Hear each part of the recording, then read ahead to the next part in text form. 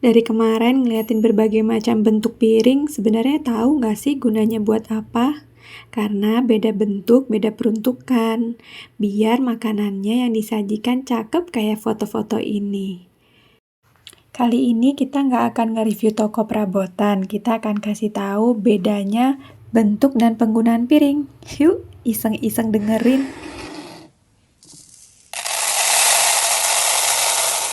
Hai Buntik, ketemu lagi dengan Tangan Identik. Kali ini kita akan datangin satu toko yang koleksi piringnya penuh banget.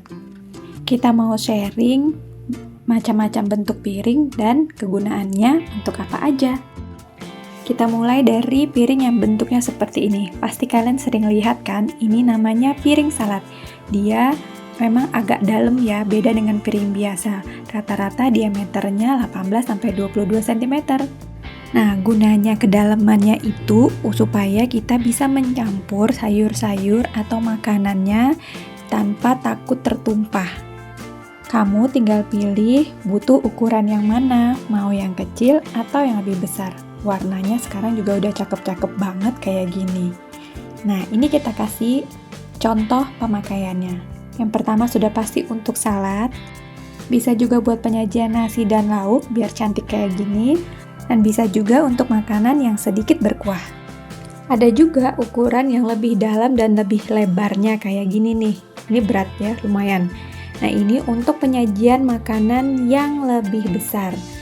Ini harganya sekitar 60 ribuan gitu. Ada dua warna kalau di toko ini, warna hijau sama warna silver kayak gini.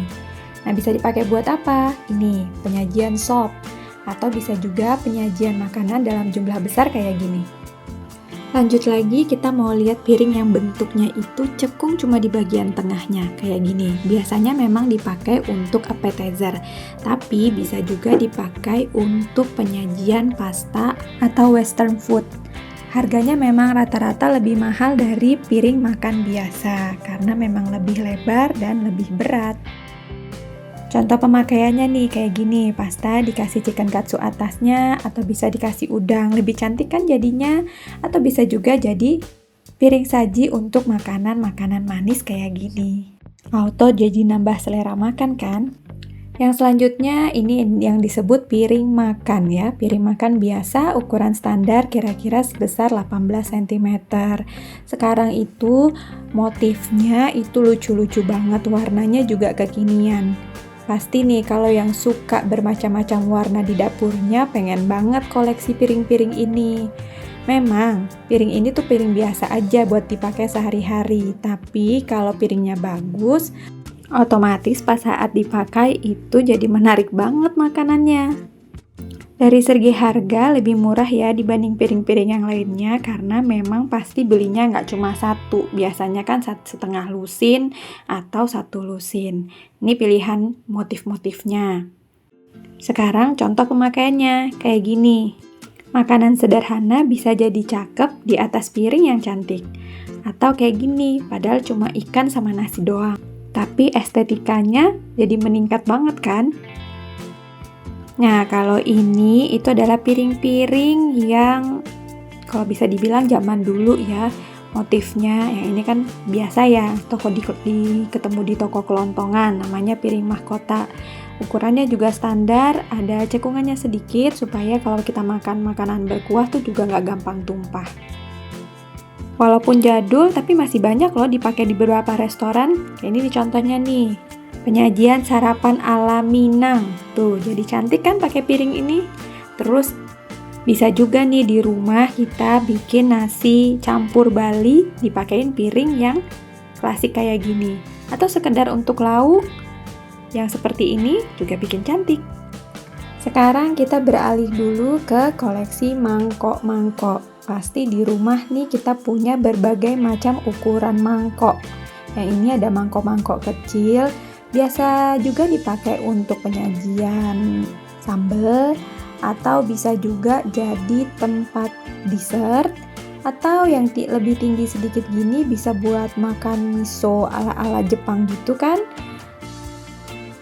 Terus selain itu ada lagi nih yang kayak gini bisa juga untuk penyajian makanan yang porsian kecil-kecil kayak kita ngambil dari mangkok sup.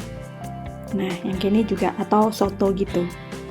Nah, ini contohnya kalau jadi mangkok sambal atau penyajian dessert. Jadi cantik kan dan sesuai dengan porsi makannya. Di bagian belakangnya ada lagi mangkok yang ukurannya lebih lebar ya. Nah, ini biasanya dipakai untuk kayak bikin mie rebus atau bubur ayam, atau bisa juga dipakai untuk rice bowl ala-ala di rumah. Warnanya juga macam-macam nih. Biru, pink, sesuai dengan seleranya kita masing-masing aja.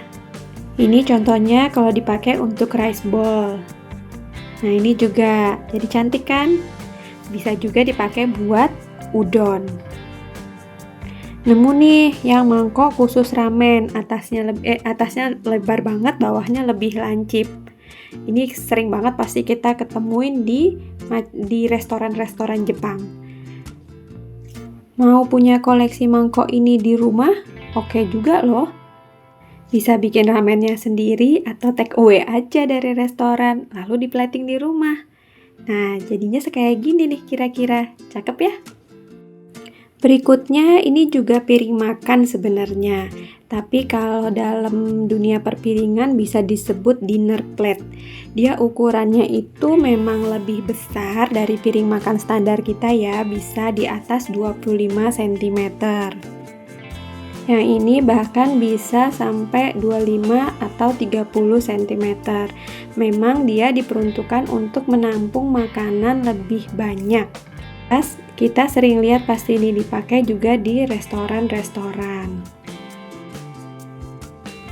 Kita lihat ya, contohnya kayak gini. Makan nasi padang bisa cakep pakai piring motif berbunga, atau sekedar makan mie goreng kayak gini. Berikutnya kita masuk ke piring saji. Bentuknya persegi panjang, bisa buat penyajian lauk di rumah biar lebih cakep. Nih contohnya ya, kayak kita mau bikin ayam, nih disajikan seperti ini. Atau kita bikin sate lilit, bisa disajikan seperti ini juga. Atau sekedar menyajikan bakwan jagung. Ada lagi nih di sebelahnya, persegi juga, tapi ukurannya lebih dalam dan lebih lebar. Bisa dipakai untuk menyajikan nasi goreng untuk sharing kayak gini. Nah, kalau yang ini memang piring saji yang lebih besar lagi, biasa buat platter gitu. Biasanya makanan di atasnya jauh lebih banyak ya. Kayak gini nih, bisa buat sushi platter, atau bisa juga menyajikan snack dalam jumlah yang besar. Oke, kita lanjut lagi ke sebelahnya. Ada nemu nih piring motif, bentuknya lonjong. Ini sering disebut sebagai piring ikan, karena panjang kali ya. Jadi kalau nyajiin ikan itu, ikannya bisa utuh tanpa harus dipotong. Seperti ini. Tapi bisa juga sih buat hidangan lain kayak buat sate ayam atau menyajikan sayur capcay. Nemu lagi piring yang lebih panjang lagi, kayak piring ikan tadi, tapi ini kayaknya bisa buat snack deh karena besar banget. Nih, contohnya kayak gini, bisa naruh pie, buah, atau bisa naruh waffle pakai ice cream, atau bisa naruh sus. Jadi kalau ada tamu di rumah, penyajian kita pun cantik. Selain yang persegi, ada juga piring saji yang bentuknya kayak gini. Menarik juga. Lanjut ke berikutnya, kita ketemu lagi nih sama piring yang modelannya tuh kayak kuali. Kalau ini memang jarang dipakai di rumah ya, tapi benar-benar menambah estetika makanan ketika disajikan.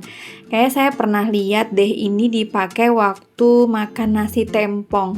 Jadi bagus. Jadinya kira-kira seperti ini. Bisa juga buat penyajian nasi goreng tom yum atau mie goreng dalam jumlah besar yang untuk sharing. Lanjut lagi, ini nemu piring yang ada separatornya ya, atau kebagi gitu antara main menunya sama sausnya. Motifnya cakep-cakep juga yang ada di sini. Bentuknya juga ada beberapa yang kayak gini nih, yang persegi. Dan gambarnya pun lucu-lucu ya. Bisa dipakai buat penyajian french fries buat anak-anak kayak gini, atau buat nugget yang ada cocolan sausnya. Terus ada juga di sebelahnya yang bentuk kerang. Cantik juga. Nah, ini kayaknya lebih buat orang dewasa ya. Bisa disajikan dimsum kayaknya tuh, yang ada cocolan sausnya juga. Berikutnya kita masuk ke piring roti, namanya B&B plate, bread and butter plate mungkin kali ya. Ini kalau misalnya di Indonesia tuh sering dipakai buat roti, penyajian pasta juga, atau penyajian steak paling sering ya. Ini contohnya bisa dipakai buat English breakfast. Ada rotinya, ada saladnya, ada proteinnya. Jadi cantik. Terus bisa juga dipakai buat salmon steak atau beef steak. Nah, ternyata cakep juga kalau cuma buat sekedar mango sticky rice. Kayaknya udah semua ya. Mulai dari piring makan, piring salad, piring saji, piring roti, bahkan ada piring ikan. Oke, segitu dulu aja ya Buntik. Nanti kapan-kapan kita kasih informasi yang lebih banyak lagi di toko-toko perabotan yang kita temuin. Sampai ketemu lagi di review berikutnya dan selamat liburan. Bye-bye.